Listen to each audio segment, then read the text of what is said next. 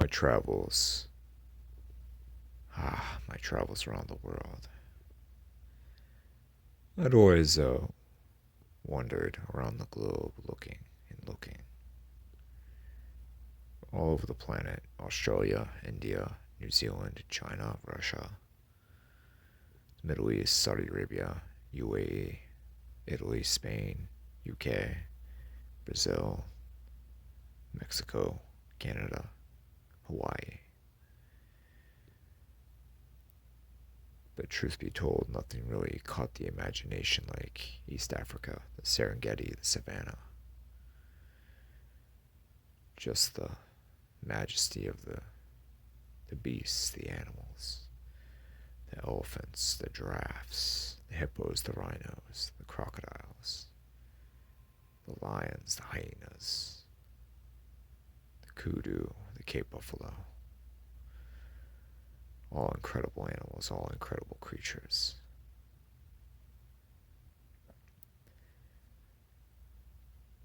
The year before, I booked a trip down to Kenya, and I was absolutely amazed. My guide, Stephen, guided me along. We loaded up the Range Rover, and it was just amazing. The vast vistas, the sunsets, the male lions roaring in the distance, proclaiming their territory, warning intruders to stay out.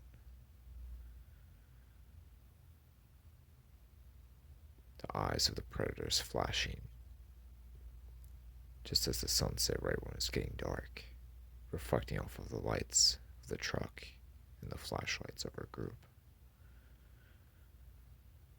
The power, the majesty, the grace. I've never seen anything like it in the rest of the world.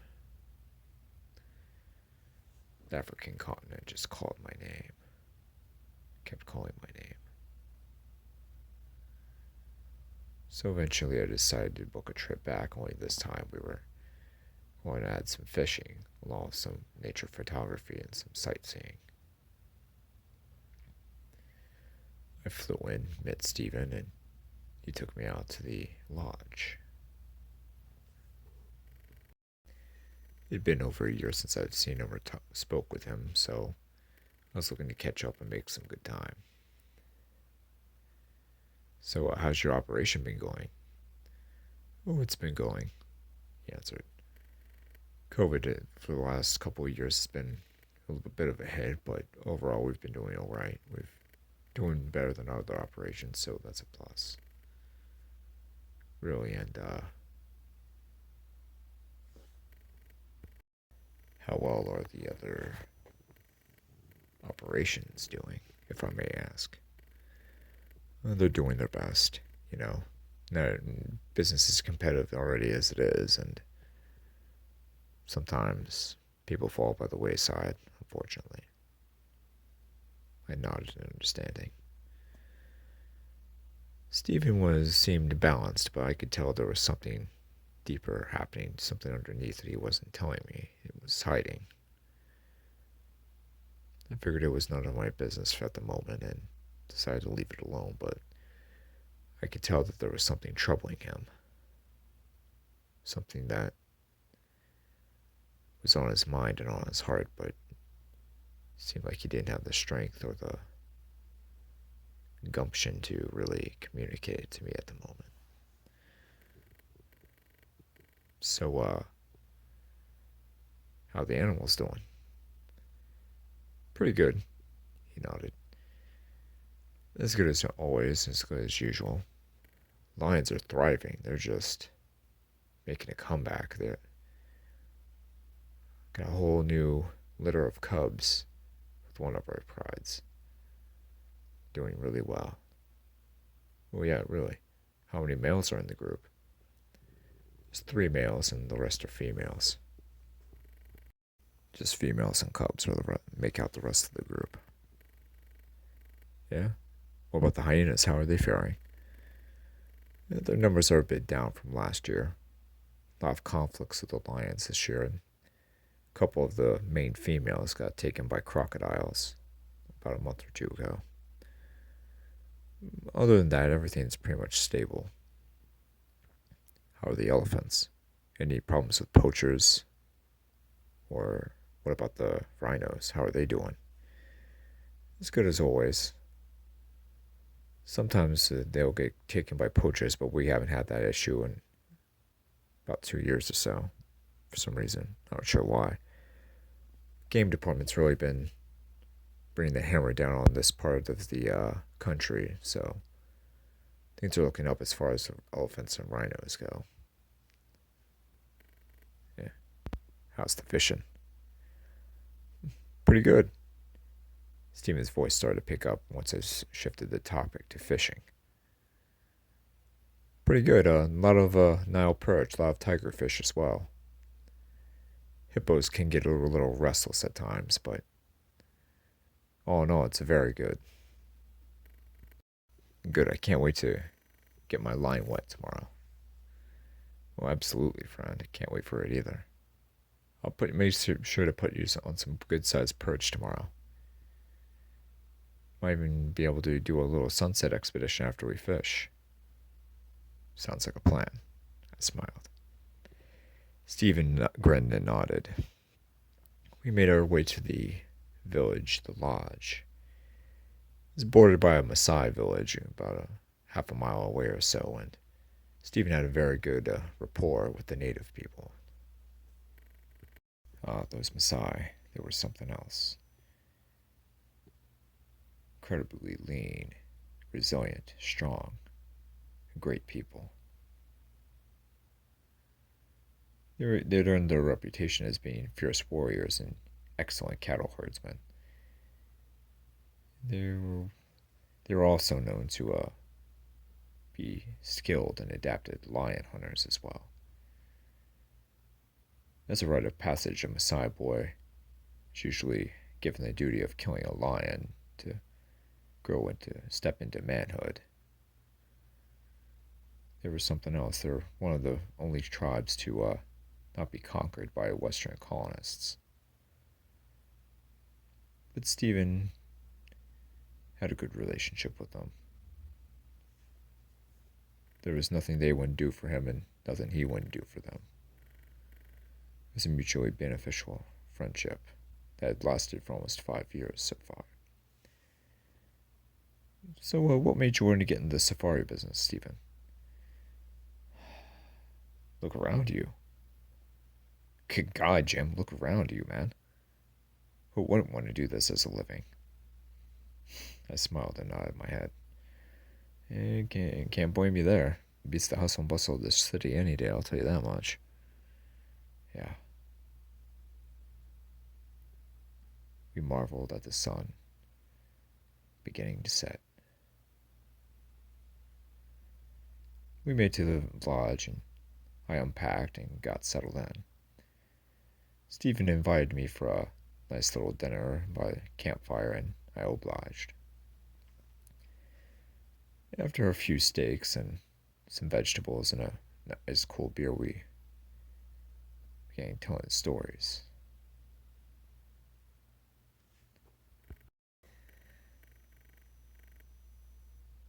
So, anything spooky going on around here, Stephen?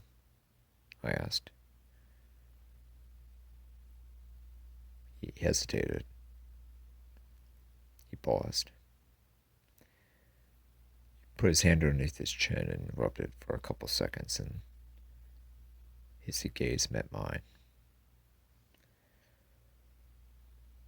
Occasionally, one of the cattle herdsmen will go missing and we'll never find him. We won't find anything at all. Not his clothing, not his red robes, not his spear. Nothing. No blood, no bones, no flesh, no footprints, no tracks, nothing. He'll just disappear. We searched the river, we searched the thorn thickets. We search all over the savannah as far as you can see. Not a trace of him or what happened to him. How long has this been going on? For the last 6 months or so. Sometimes poor Maasai woman will come to me crying, telling me her husband had disappeared and she didn't know where he went. He'd been gone for days. And it's like they just disappear out of thin air. Nobody knows what happened to them. Nobody sees them again. How many men have vanished so far? 8 so far. Oh, wow. Stephen nodded his head silently. We don't know what's doing it, or how it's happening, or what's happening. I shook my head. They're just randomly disappearing? Not randomly. It's usually either when a cattle herdsman is watching his herd all alone, or if he's off hunting alone by himself. Really? Stephen nodded silently once again. And a couple times this even happened when he was with a group hunting. I stared at Stephen silently. They still don't know what took him? He just disappeared? Stephen nodded silently once again. Yes. Oh, we don't know what's going on. It's been a real problem for us. We're not really sure of what to make of it or what to do about it. You've contacted the authorities, I trust. Yes. Contacted Fish and Game, the game wardens, the provincial government, even the national government. They've done searches, but we still don't know what the problem is. Wow. I don't know what to make of this, Stephen. I've never heard of anything like this before. I mean, there's heard of the missing 401 cases in the national parks here in the United States, but sometimes they manage to either find the people or bodies or remains or even clothing items, but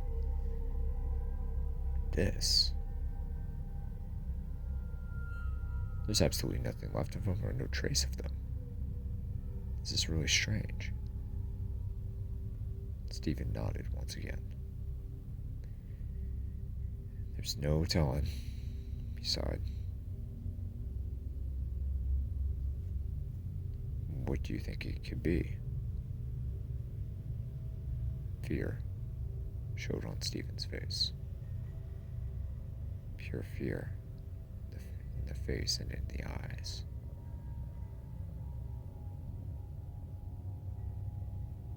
He stood there, staring at me silently. To be honest, I have no idea. And I really don't think I want to know. Dread poured from his being. A deep fear. Deeper than I'd ever seen any human.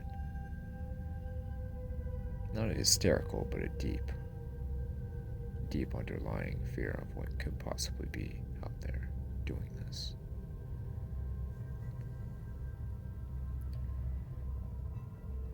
Lions began to roar in the distance once again. The males were making their presence known, their territory known. You don't think that? Stephen shook his head. No. There's too much food around. Plus, the lions stay away from the Maasai for the most part. They view them as a threat and try to stay out of their way. You don't think there's a human trafficking operation going on, do you? Don't know. Don't think so. The men were all armed when they disappeared, so Messiah, fierce warriors as well. So who would ever dare to try to abduct a Maasai man would be in for a world of hurt. He wasn't properly armed and had the proper number of guys to back him up. Plus, what was interesting, all the disappearances have been men. None of the women have disappeared. Huh. That's interesting. Stephen nodded his head. We better get some shut-eye. We're gonna have a nice long day tomorrow, so let's get rested up. I smiled and nodded and headed to bed. Next morning, we woke up early, right before the sun rose, and made our way to the river, where his boat was docked. The boat was around 20 feet long, a simple bay boat, but one suitable for river fishing in Africa. Started up the boat and we headed off. A herd of hippos was on the opposite bank. The river was a couple 100 yards wide, so we stayed a safe distance away from the herd. About a minute or two passed, we made our way to some sawgrass on the side of the river. About 30 yards away, 20 yards away. Stephen shut off the engine, dropped anchor. This is a prime spot. We should catch big Nile perch here. I know I'm ahead. Cast out my bait and waited. About 10 minutes went by, and once again we started to hear the lions roaring, establishing their territory for the morning. Those boys don't keep their mouths shut, do they? No, not at all, chuckled Stephen. They have every right to be confident. There's 3 of the males and a whole bunch of strong females in the group, and plus all the cubs. This coalition's gonna last for a while. He nodded. How long have those males been in charge of that pride? Almost 2 years. There was one big one that was the sole patriarch of the group, but 3 brothers casted him out, defeated him in battle, and you know the rest. Yeah. Killed all of his cubs and made with the females and established a new pride. I felt a tug on my line. And then a run. The heavy weight, the mass, the sheer mass. It was unmistakable.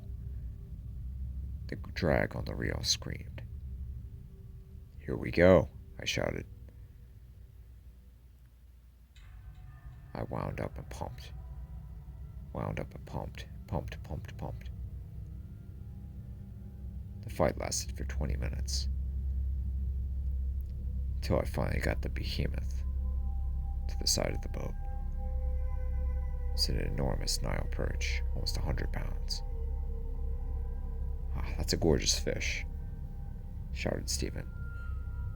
Let me get your picture with it. Placed my hands on the gaping bucket mouth of the giant monstrous fish. I removed the hook. It took several minutes reviving it, and eventually it swam off. Let's get another one, smiled Stephen. I nodded, and we continued with our morning fishing.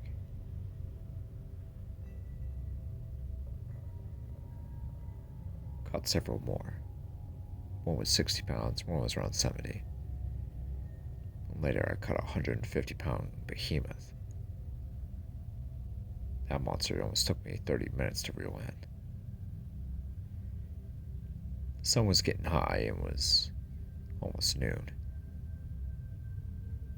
Went a little further upriver and Stephen tossed in a cut bait for me to hang on to. Alright. Brace yourself for this one. I nodded. After a few minutes, the drag screamed once again. I was using a slightly lighter rig, lighter pole, lighter reel. The drag screamed and I pumped again. Despite being a slightly smaller fish, this one seemed to just scream drag. Pump him, pump him. I worked the fish for 15 minutes and got him to the side of the boat. It was an enormous African tiger fish, silver, black stripes. Incredible teeth. Teeth that would rival a piranha or a shark. The gape of the fish gripped against the steel leader. Stephen got the pliers, unhooked him, grabbed him by the gills, and we took a picture, put him back in the water, and that was that. I have to admit, you guys got a hell of a fishery here. I've been all around the world, and this is one of the better freshwater fisheries I've seen. Stephen nodded and smiled. Just then he flinched and his eyes fixated on something in the distance.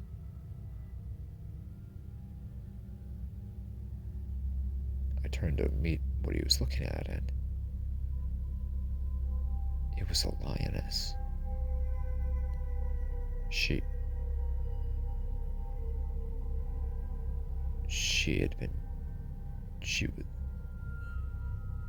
was missing her front arm. She was walking on 3 legs. Her front right arm was ripped out. She had blood dripping everywhere. She had claw marks. The poor girl was torn apart. Oh my God! Blood dripping everywhere. Oh my God! Yelled Stephen. We rose anchor and started the boat and headed towards her.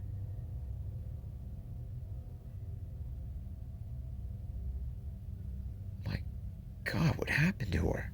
I shouted.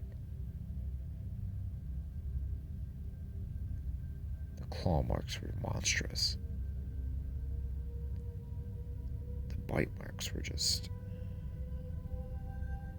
incredibly large, impossibly large for a lion.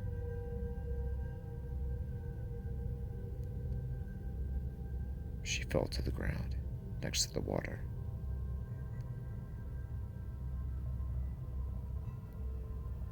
Hardly being able to move.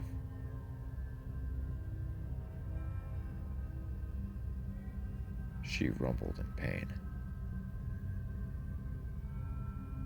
Her tail twitching very slightly. Her eyes squinting.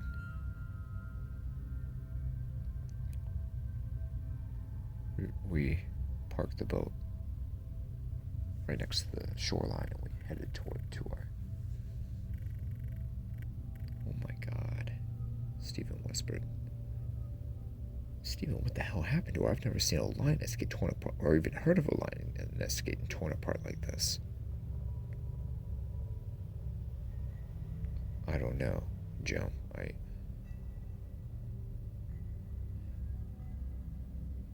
I'm going to report this to fishing, the game wardens. This is crazy. I've never seen anything like this. Stephen, you don't suppose that this is the same? He shook his head. I really don't know at this point, Jim, but I just need to get in contact with someone. This needs to be reported. Something's going on. Something isn't right. I've never heard of anything like this. Jim got into his radio and called in the game wardens. Told him about the situation. Yeah, she's just about ready to go, Jim, said Stephen. I nodded. I know.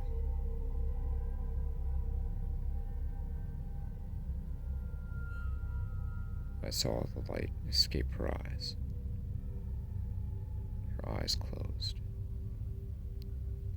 And she was gone.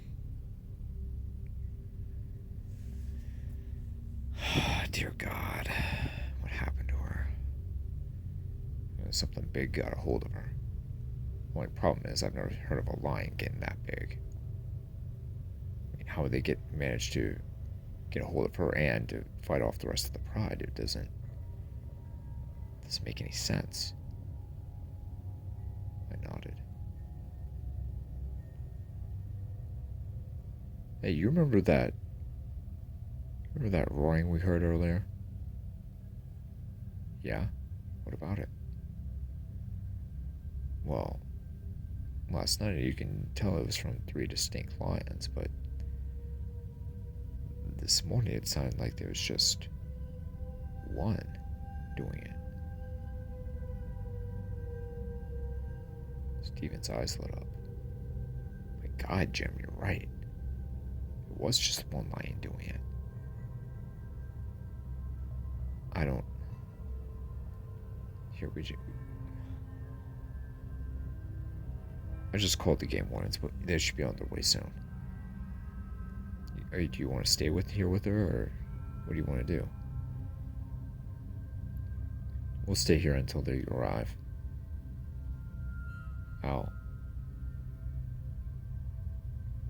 What is it? He's looking further up, over the riverbank.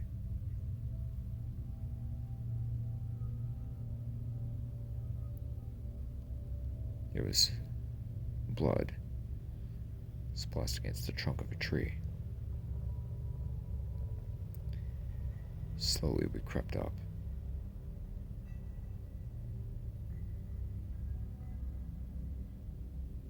It was nothing but pure carnage. Pure, unadulterated carnage. The entire pride of lions was wiped out.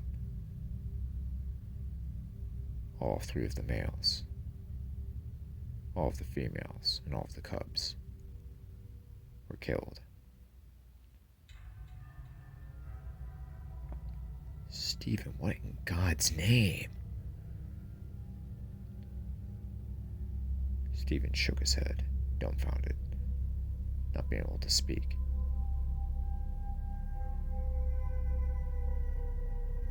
It couldn't have been poachers or hyenas. The bite marks, the claw marks, the dismemberment,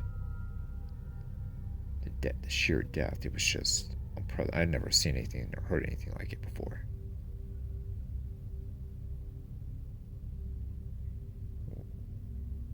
What do you think it was? We could see a single set of paw prints leaving the site. Incredibly large paw prints, almost twice the size of a normal lion.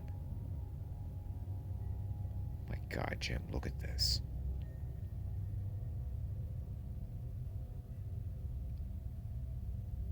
How many sets are there? Just one? Yes. Stephen nodded his head violently. Yes. Just one. Just one set. Just one set of paw prints. Just one. Almost twice the size of a normal lion. It was doing this all by itself. All by itself.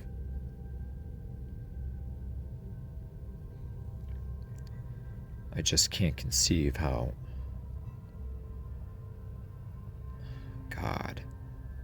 This is bad. This is really fucking bad, Jim. Yeah, it is. God, Stephen, we have something we don't even know.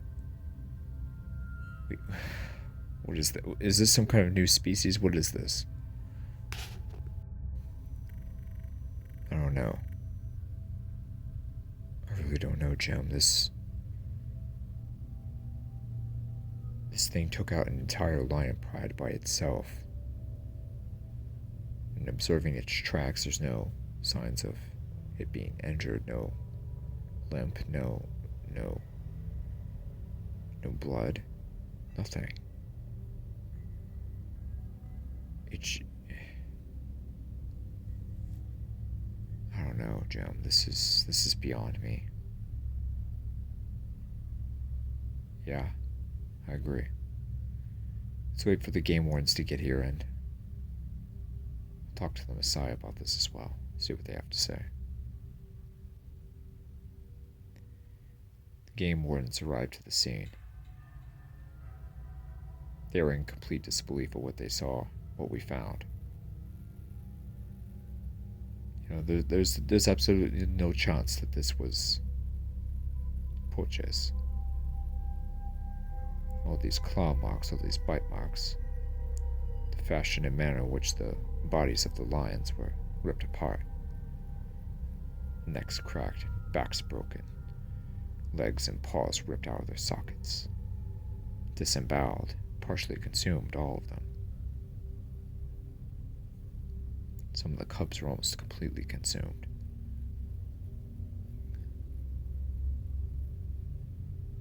Almost 12 members in this pride. Every single one of them was dead. I just can't... Stephen, I cannot conceive what can possibly do this. I mean, we see these tracks and there's... That damned lion must be, what? 1,000? 1,100 pounds? Maybe bigger? I just don't know, my friend. I just don't know. The head game warden was genuinely disturbed at what he saw. Genuinely disturbed and dumbstruck about what he was witnessing, what he was seeing. This thing's a monster, Jim. And Stephen, I don't know what to tell you, boys. We'll be in contact with you and the Messiah, but I don't know.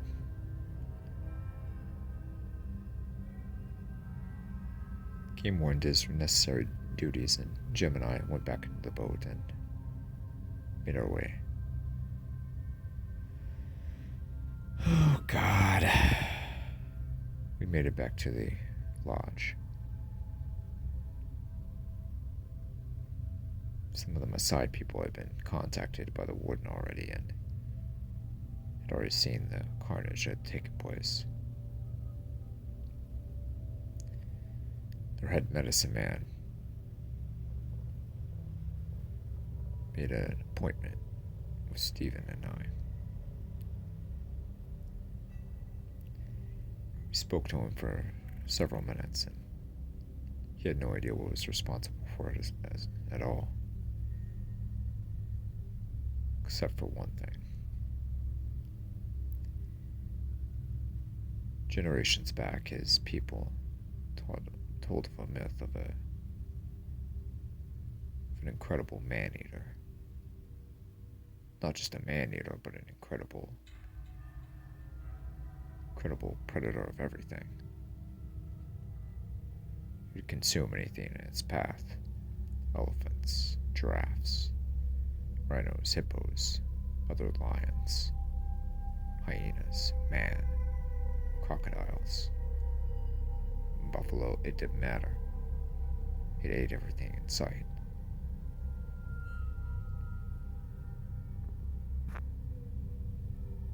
Stephen inquired further about whether if he thought it was a spirit of some kind or some kind of sort of natural freak or mutation, or medicine man sighed and shrugged his shoulders. I don't know, Stephen. But I can tell you one thing, the situation is dread. We haven't heard of any sightings of this thing or rumors of this thing for tens of thousands of years. Since my people have existed, we haven't heard anything of this since the ancient of times, but seems to have returned, and we don't know what it is or how to stop it.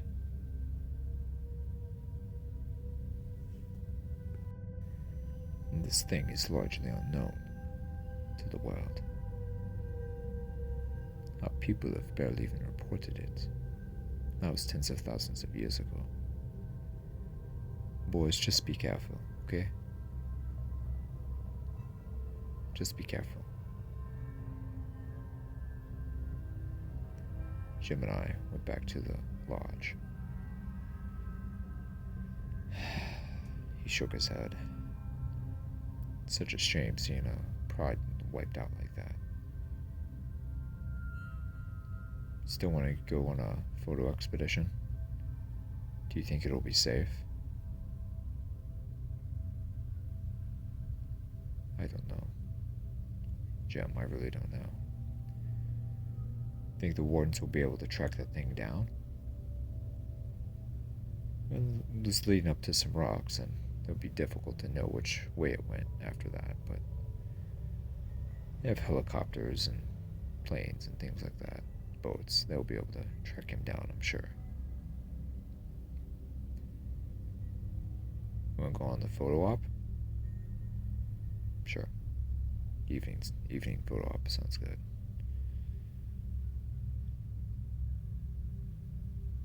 We went into the truck and had several 375s for protection. We weren't sure what we were dealing with, but it was ever twice the size of a lion and weighed over 1,000 pounds, was able to take out an entire pride by itself, was nothing to mess with. So we went into the Range Rover and headed out a couple hours before the sun would set. So we headed out. Saw a nice little herd of elephants, several females and several calves. We looked at the binoculars and took some photos. The day seemed a little lighter now, a little more dazzling. The elephants were just so kind and gentle and elegant and graceful. See any big bulls lately? I said, lightening the mood. Stephen nodded his head. Saw an enormous one a few days ago before you arrived. One of the biggest bulls I've ever seen. It was just so powerful and majestic. Truly a wonder of nature. Thick trunk, tusks almost down to the ground. Just a majesty, a king of the savannah. Just enormous. I nodded my head and continued to take pictures. We waited for the elephants to wander further down, and we made our way further up.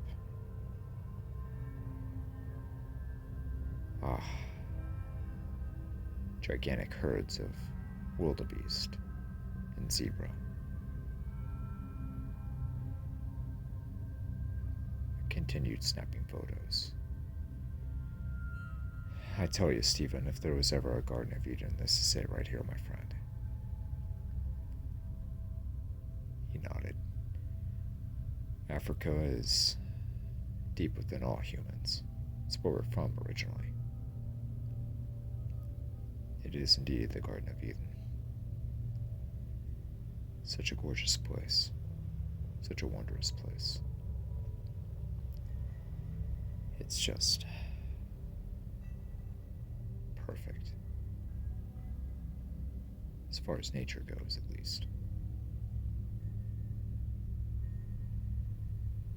Be a gorgeous remembrance of our past.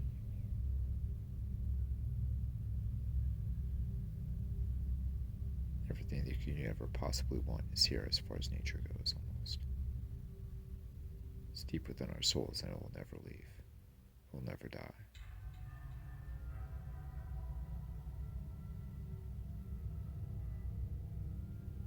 The Garden of Eden. Indeed it is. I looked over to Stephen and he had a tear in his eye. I patted him on the shoulder and smiled. You are very blessed to have this job, Stephen.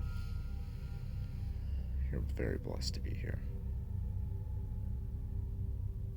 This place is a wonder. And we need to keep it that way. He smiled and nodded again. That we do. That we do.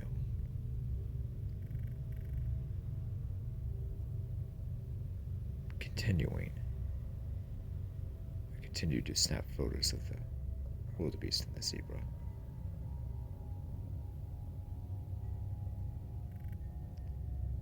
Some Cape buffalo showed up as well.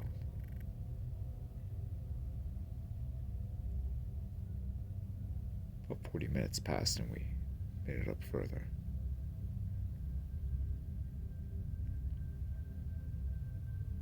We were moving towards the river now. We started to see some rhinos. Hippos were still on the side and we passed by them. The game wardens had cleaned up the kill site and we just passed that area. I looked over at Steven and asked, I think it's safer that we're here. I mean, whatever this thing is, it's established new territory and...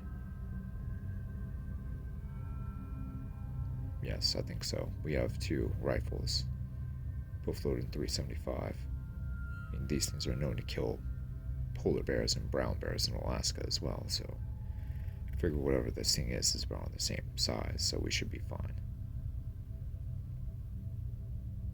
I nodded. All right. Then we continued further. Saw a few giraffes in the trees lingering around, and we shot some photos of them as well. These are probably one of the most lovable animals I've ever seen. He nodded in agreement. Probably one of the cutest animals next to a puppy or a kitten.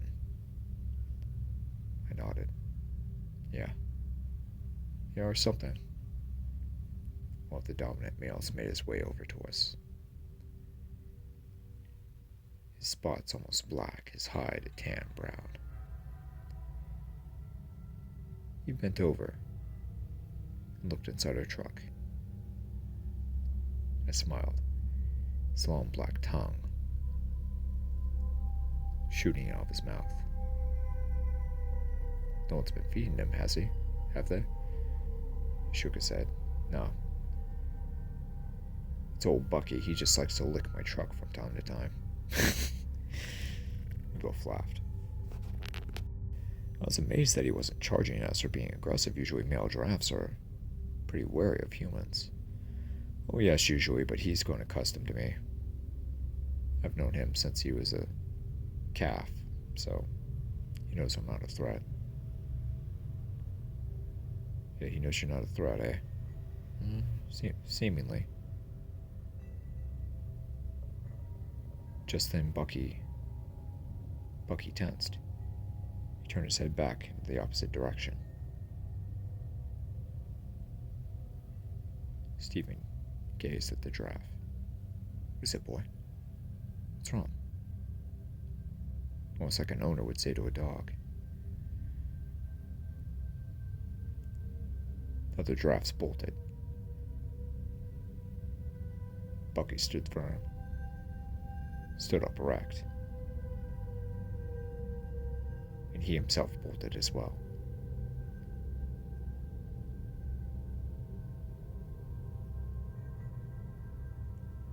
The giraffe sprinted off in the distance, covering massive ground.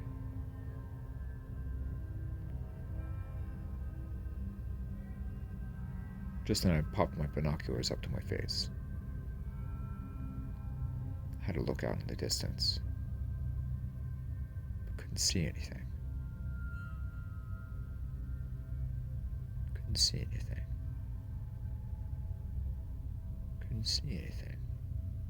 I scanned the horizon in the distance that Bucky was looking at, but I couldn't see anything. Here, let's have a look, said Stephen authoritatively. We went that direction. A couple 100 yards. Almost a half a mile. Pop the binoculars again and can make out some vultures circling in the distance. The sun was slowly beginning to set and the vultures were circling.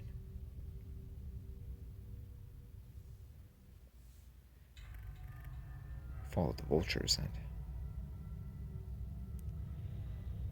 to our dismay was another kill site. A whole clan of hyenas were dismembered, torn to bits. Some of them beheaded, their heads bitten off, limbs torn out of their body. Gigantic bite marks, puncture wounds, and claw marks were here once again. The gigantic paw prints trailed off into the thick underbrush.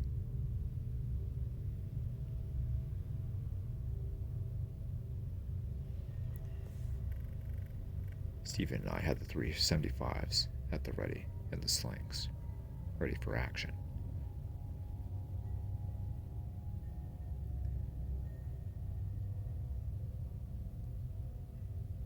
Jim, what the hell is this? An entire group of hyenas just eliminated.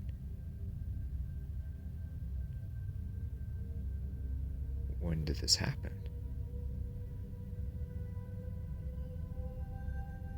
I don't know. When do you think it happened? I asked. Do you think it happened sometime in the night, or... I think the game warden sort of saw it if something was getting at these hyenas this afternoon. I don't know. Called the game wardens once again, notifying them of the carnage.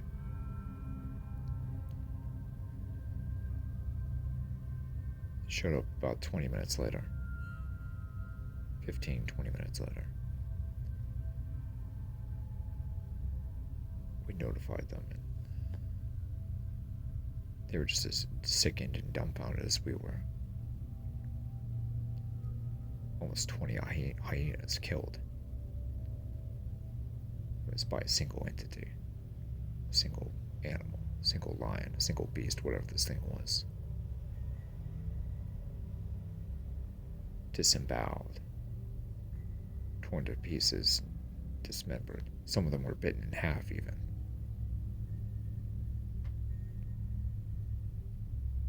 This was a beast of unknown proportion. A beast that had never been seen before or heard of before. I mean, there was the American lion. That was a animal that got 1,000 pounds, but I don't think even that could accomplish a feat like this. This was something else, something different, something unknown. Something we'd never heard about or even dreamed about. An animal that was unmatched, uncontested, unbeaten, undefeated, unconquered, unparalleled.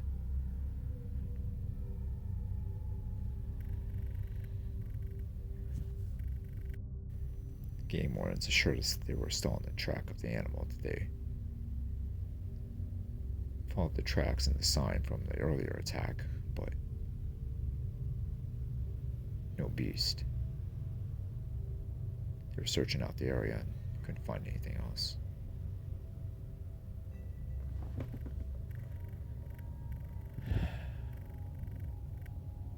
We assured ourselves that the situation was under control. Maybe lied to ourselves, thinking that the situation was under control, and back to the truck and made our way back to the lodge.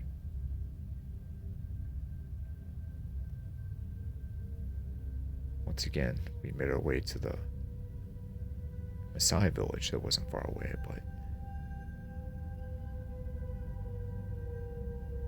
horror of what we found was unspeakable.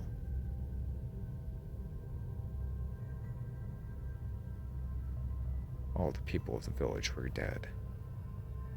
Killed, maimed, mauled, mutilated. Blood was everywhere, drag marks. Bomas torn down, huts torn apart.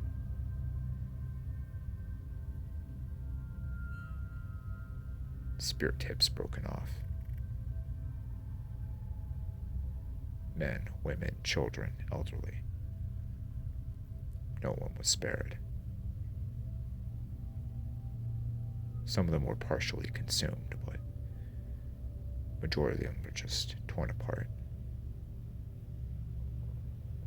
Ripped limb for limb. Blood was everywhere. Flies, vultures, jackals. Scavengers reluctantly came to the feast, clearly shaken by the presence of the predator that had done the damage. They'd just been there before.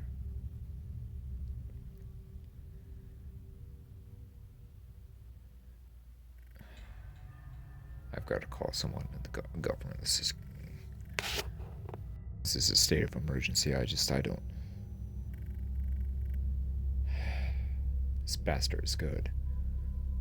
This bastard's really damn good. We're gonna have to get the military or the special forces or something to take this thing out, because this is just unheard of. Jim got to his radio, but it wouldn't work. Tried calling the game warden, he tried calling police, he tried calling the government, the provincial government, he tried everything. The radio wouldn't work, his phone wouldn't work, his computer wouldn't work, nothing would work.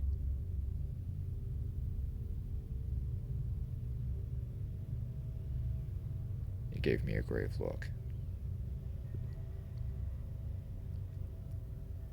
He nodded, went to his gun safe, and busted out the Nitro Express gun. 700 Nitro Express gun. He got an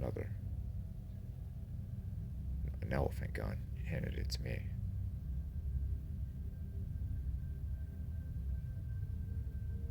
We stared at each other and nodded. There was a mutual understanding, a silent agreement that we had to take this monster out. We had to take it out now. Got back in the truck and went back to the kill site. To our dismay, the game wardens have all been slaughtered as well.